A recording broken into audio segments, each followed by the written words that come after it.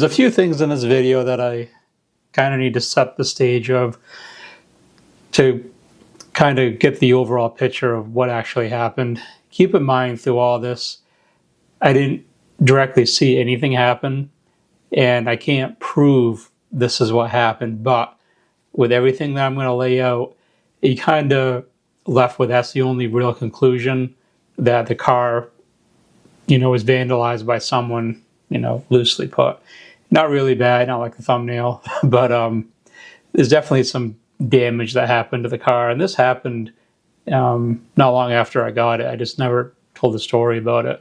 So I'm going to go over from the very beginning and kind of lay everything out and show you guys some photos of what actually happened, and then where I think it happened and at what point I think it happened, because there was a period of time where I wasn't around the car, and I think kind of that my assumption is that if something was going to happen where someone was going to do something, it would have been during that time, because I was around the car the whole other time before that.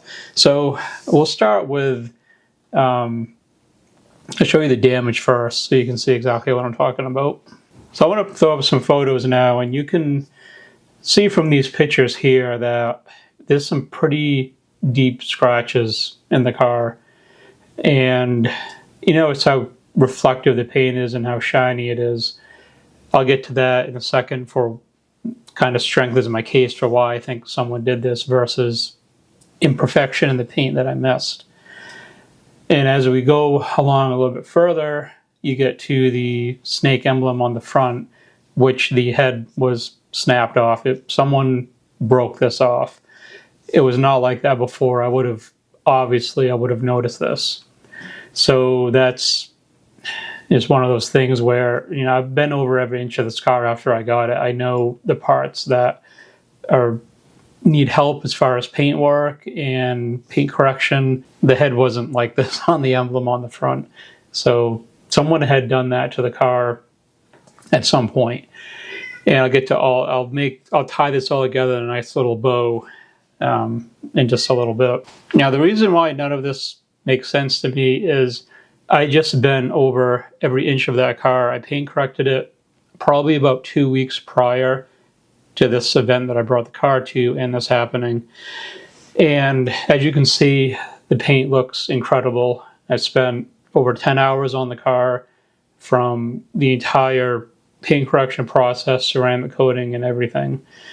I spent a lot of time trying to get this to bring the car back in a real, showable condition with the paint. It came out really well.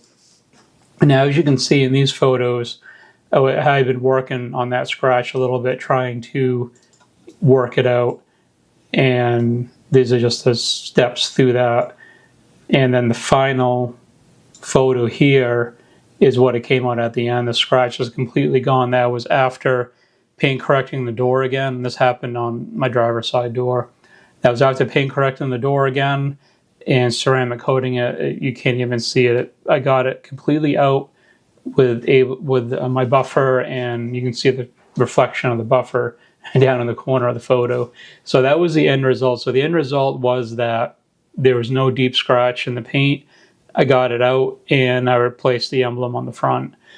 So that brings up the question of where and how did this happen, and I'm going to go over all that right now.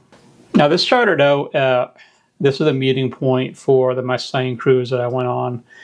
And this was the meeting point at the Ford dealership, and then it was probably like a hour to an hour and a half long cruise before getting to our final destination, which was Winterport Dragway, where they held a drag racing event, a car show, and a burnout contest. And I believe they did some autocross stuff as well. So I'll show you the layout of Winterport Dragway. So this is Winterport Dragway. Now, this area here where my cursor is where all the cars were parked for the car show. And then here's the drag strip here, only an 1/8 mile track, not a 1/4 mile. So the car show is here. And then if you come down to this area down here where the campers and all the automobiles stop, this is where the burnout contest was. And this is where they had the autocross event as well. So from here, my car was probably parked right about here. I'll do a measurement right about here to up here. Straight yardage wise, you're looking at about 481 yards. So let's just say 500 yards is about how far away I was from the car when I went over here to watch the burnout contest. Plus, you have all, a bunch of vehicles parked along here. This isn't how it was that day, of course, but there are a bunch of vehicles parked here. So your line of sight from up here where they're doing the burnout contests down to where my car is, I couldn't see the car. It's fairly flat, but the line of sight, I couldn't see my car. A lot of stuff parked on the corner where you turn around the corner here. I just couldn't see it, so it was out of sight. So what I think happened was when I left my car to go watch the burnout contest, I think someone went by, whether they keyed it or used something, scratched the driver's side door, and either hit the bottom of the snake emblem or hit the top. Either way, they broke the end of it. Now, I had just paint corrected that car. Like I said before, I had been through everything, every square inch of that car, paint correcting it and ceramic coating it. I know any imperfections that were in the paint and either got them out when I paint corrected it. In such a big surface area like the door, I'm going to notice a scratch like that in the door. It wasn't long after I got home from this event where I noticed that. The only place that I had brought the car after paint correcting it and before this event was to work. And there's no one at work that would do that to the car. Everyone knows it's my car. I've been at where I work for over 20 years. No one would do that. Plus, there's cameras everywhere, like really, really good cameras. Everyone knows it. So no one would be stupid enough to do something like that to my car, knowing that I would find out. And then I could go back and look at video footage at work to see who did it. So that happening at work is not a possibility. I didn't take it to some random place, shopping mall, or to get groceries, or someplace in town.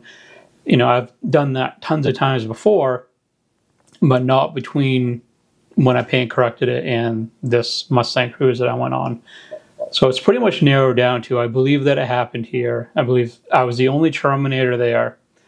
And I think someone was just really salty about that I had maybe a car that they wanted that they could never have, or was just mad that I was, a Terminator that was there. And, I did win an award that day for the best 99 to 04 car. But, there's a lot of nice cars, and I definitely don't have the best looking Terminator out there.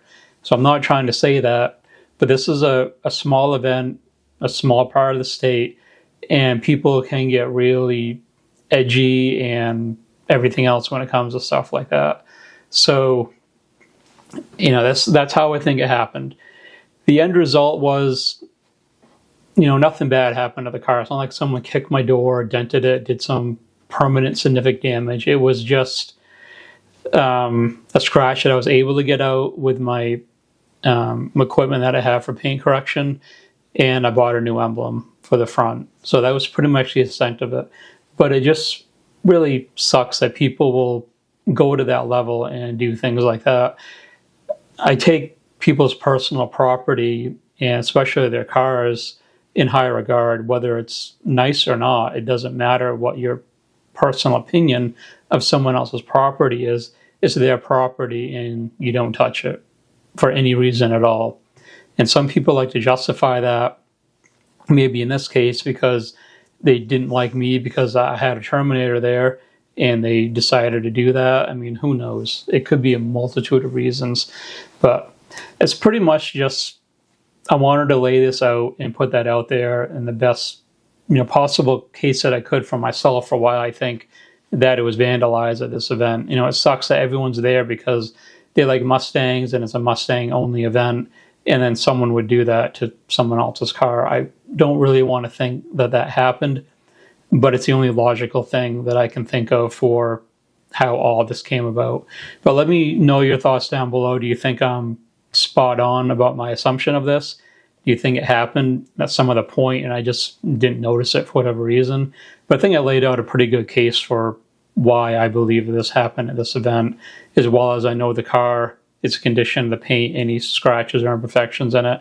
I'm well aware of it before this happened, and after, I'm well aware of that stuff. But I don't know, let me know your thoughts down below. Press on that, there's a lot of good stuff coming up with the Cobra. I have a good and a bad video with the Cobra. The initial assessment of it being broken for what I thought, well, it's worse than that once things got dug into a little bit more. So make sure to stay tuned for that update. That will be probably the next video coming up. And from what I've been told, the underneath the hood in the engine bay looks incredible. A lot of new stuff going on underneath the hood. It's going to look really, really good. And even after I get it back, there's even more that I'm doing to it. So there's a lot of stuff coming up with the Cobra within the next, month or two. So if you're new here, make sure to sub to see all that stuff. But above all else, thanks for watching.